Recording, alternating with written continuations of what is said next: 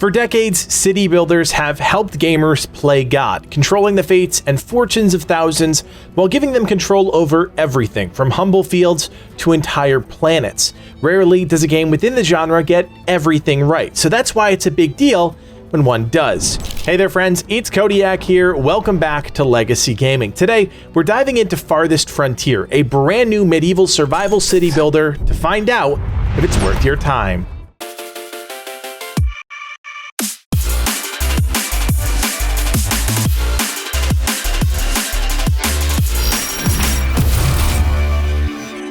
The city building genre has been a staple of our video game diet since the late 80s. Games like SimCity and Caesar paved the way for modern, ambitious titles like Frostpunk, and while each game feels familiar at its core, developers are constantly trying to up the stakes and create something new and unique that players will latch onto. Enter Crate Entertainment, the developers behind the popular ARPG Grim Dawn. This time around, the team is stretching a new set of muscles, changing genres, and presenting a much different game, that is, Farthest Frontier. So at first glance, you may see the medieval buildings and familiar actions such as hunting, fishing, and gathering, and think, hey, I've seen this before. And while you'd be right to some degree, there's plenty of depth and polish integrated into various systems that make Farthest Frontier stand apart. But before we get into any of those differentiators, I think it's important that we start at the beginning so potential players who aren't super familiar with this genre have a realistic understanding of how the game plays. First and foremost, Farthest Frontier is a survival city builder. Where some city builders get exponentially easier the more you advance, I actually found the opposite to be true with Farthest Frontier.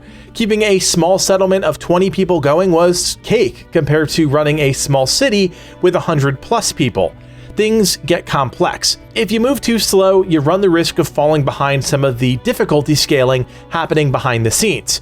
If you move too fast, well then you might just end up trying to do too much too quickly and your villagers can't keep up. It's a balancing act, one I'm familiar with from other games, but one that Crate Entertainment gets right.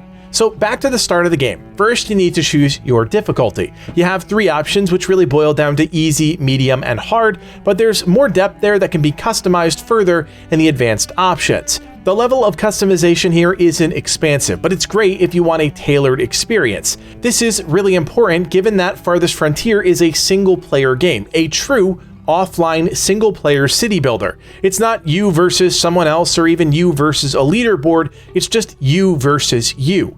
On top of that difficulty, you'll also need to choose a map, which, don't be fooled, is a huge part of the difficulty too. Depending on what map you pick, your world is going to be drastically different, and this plays right into the gameplay experience.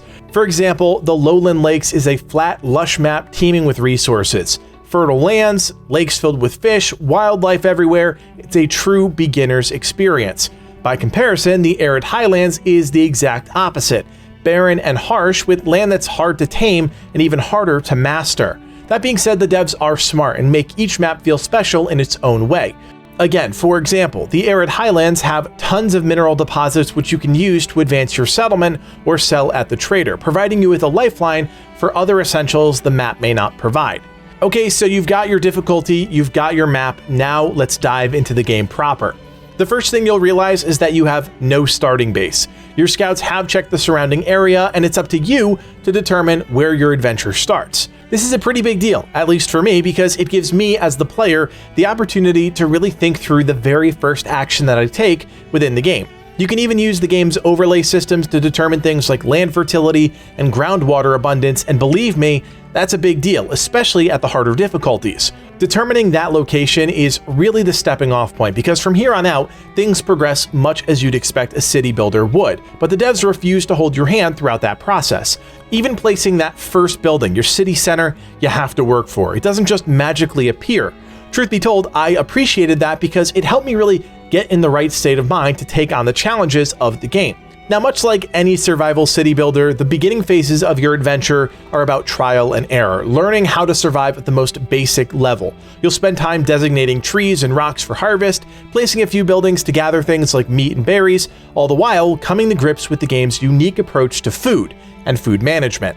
This is really where I started to fall in love with the game, because Farthest Frontier does something a lot of similar games refuse to do: inject some realism into the game's core food system. In most city builders, you can just endlessly collect food, grow your reserves, and never really worry about running out. In Farthest Frontier, that's just not possible. Food spoils, and without proper balance, storage, and preservation, you'll end up wasting resources you really can't afford to be careless with. This was such a frustrating breath of fresh air because it forced me to rethink the way I approach these types of games. I couldn't just line the banks of a river with fishing shacks because ultimately most of those fish would spoil and go to waste. There are systems in place that help you prolong the life of food. For example, building a root cellar allows you to keep food fresh for longer. If you survive long enough, you can also build a cooper who builds barrels that extend food's life. Of course, getting a cooper isn't as simple as just plopping one down. It's only unlocked after your city progresses to a certain point, and that takes time. Now we'll get back to food in a second, but I think this is a good time to really stop and reflect on one of my favorite things about the game: the pacing. Maybe it's just me, but in a world of instant gratification, I found Farthest Frontier's slow burn approach to progression to be incredibly refreshing. Building up a settlement takes hours upon hours. It's not something you can do in 30 minutes. And as someone that has really been burnt out from games optimizing time and profits, I found myself able to completely disconnect from that experience and just sink into hours of slow, methodical development. To be honest, the last time I had this exact same experience was when I was playing 11-Bit Studios' masterpiece, Frostpunk, one of my absolute favorite survival city builders of all time. I got a lot of that same joy from Farthest Frontier, albeit in a slightly different setting given the difference in themes and systems between the two games. Now, back to food, because eventually you'll realize that fish and nuts just aren't going to sustain your population for long, and like civilizations have done for centuries, you'll have to switch to agriculture to sustain your people. This is where Farthest Frontier completely throws out the rulebook and introduces what I think is the most interesting farming system in a city builder to date. When you build a farm, you'll notice the interface is a bit daunting. It's not just about planting some corn or wheat and calling it a day. It's an intricate system designed to really get you to engage with easily the most important aspect of Farthest Frontier: food. So to quickly break this down, you have 3 years of crop rotation. There are 11 things that you can plant and one additional option that allows you to maintain your field. What you choose, when you choose to do it within the year, and how often you choose to do a particular thing all have a significant impact on your crop output. For example, continually planting something like wheat will kill your soil's fertility, which means less crops each harvest and eventually a barren field. To offset this, you need to plant things like clover or beans, which restore the field's fertility but don't offer you quite the same bounty. In fact, things like clover and the option to maintain your field net you nothing, but are important actions you can do to help boost fertility, bring down the weed level, and reduce the rockiness. It's an incredibly interesting system, one that I struggled to master, but once you sit down with the interface, understand the complexities, and start thinking through your actions, it becomes one of the most rewarding aspects of the game. Getting a handle on agriculture really allows you to open up the rest of the game because without a proper food supply, everyone will just die and you'll be forced to start over. I hate to say it, but food is just one of the challenges you'll be presented with in the game. Natural disasters like lightning storms, heat waves, and blizzards are all factors that can completely derail a playthrough. On top of that, disease is a common and persistent threat within the world, one you have to constantly prepare for or risk losing your entire population. These aren't particularly deep systems, but they don't need to be, as they just add layers to the already intricate weave that is the Farthest Frontier experience. If all of that wasn't enough, there are even wildlife predators, bandits, and raiders that you have to contend with that break apart your town, steal resources and gold, kill your villagers. Yeah, it's good stuff. Just when you start to get the hang of actually building and maintaining a city, the devs throw more at you that you have to contend with, and if you're not prepared, much like everything else, you'll be completely blindsided. I told you at the beginning that crate entertainment wasn't going to hold your hand, but if you embrace that and learn to address the challenges before they become problems, you'll be well on your way to mastering the game. Now, I'll be completely honest with you all. The level of challenge will be a turnoff for some players, and while I do think the devs did a nice job giving players options to offset those challenges, such as a pacifist mode which completely turns off things like wolves and bears hunting you down and raiders ruining your town, the complexity of some of the systems may still be a bit hard for players to grasp.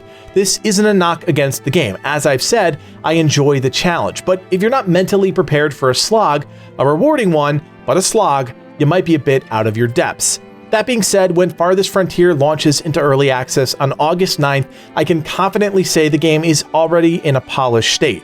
I did run into the occasional bug with resources or an idle worker that most definitely had something to do, as well as one strange performance hitch where my game would just freeze, but then unlock after 2 seconds, no harm, no foul. Honestly, I thought the game was complete.